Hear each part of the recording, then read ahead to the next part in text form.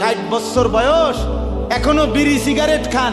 এ বিড়ি খাইতে খাইতে আমনে গিয়া নবীজির থেকে হাউজে কাউসারের পানি লইয়া লাইবেন আর নবীজি দিয়া লাইবেন। আচ্ছা ঠিক আছে কাকা, আগান না, অসুবিধা কি?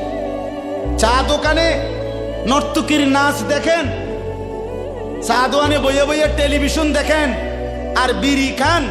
আমনে নবীজির সুপারিশ নিবেন, হাউজে কাউসারের পানি নিবেন। নবীজি বিষয়টা আমনেরে এত সহজ করে বলে দিয়ে গেছে না? কথা বলেন না কেন?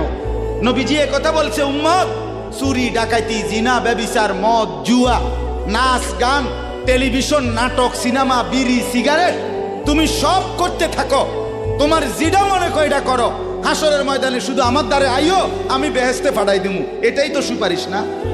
তো আমনে ঘটনা কি, কাহিনীটা কি তাইলে?